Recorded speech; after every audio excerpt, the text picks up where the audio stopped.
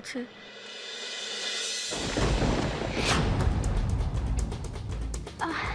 যাক বাবা, আমি নিশ্চিন্ত হলাম। আমার মনে একটা খটকা ছিল, কিন্তু সেটার এখন নেই। আমার কাছে অহনার সুখ সবকিছু। আমি জানি ওকে হয়তো কেউ বুঝবে না, কিন্তু ও তোমার সাথে খুব ভালো থাকবে। দেখো তুমি। বনি থাক না, আমি তো শুনলাম একটু আগে সব কথা। আমার আরো কিছু বলার আছে। অহনা অন্যরকম মেয়ে, ও খুব সহজ সরল। আমি শুধু চাই অহনা ভালো থাকুক। অহনার হাসি আমার কাছে অনেক কিছু।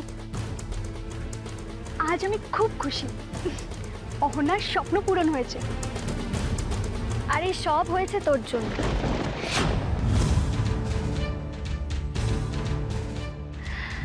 আর কেউ জানুক না জানুক, এটাই সত্যি। কিন্তু তোরা মানে তোমরা আমাকে দেখে এভাবে কেন?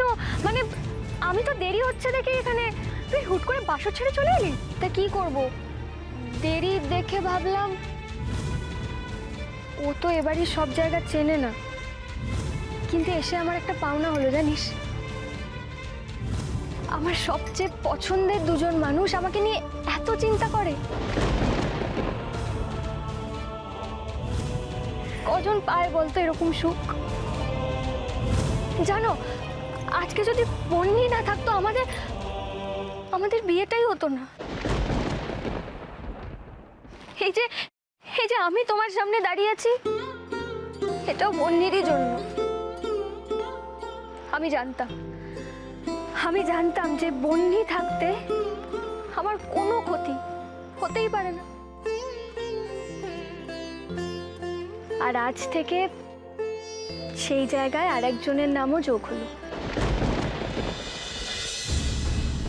সত্যি দুজন বেস্ট ফ্রেন্ড, অথচ এদের চাওয়াটা কতটা আলাদা, আকাশ পাতালের তফাৎ। একদিকে বন্যি, যে শুধু আমার ভালোবাসাতেই খুশি, আর একদিকে অহনা, স্বার্থপর, লোভী, নিজের জেদ আর লোভ বজায় রাখতে কারোর জীবন তছনছ করতেও যার এতটুকু বাদে না।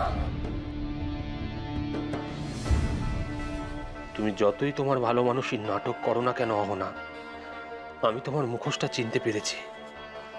তুমি কোনোদিনও সুখী হতে পারবে না, কোনোদিনও নয়।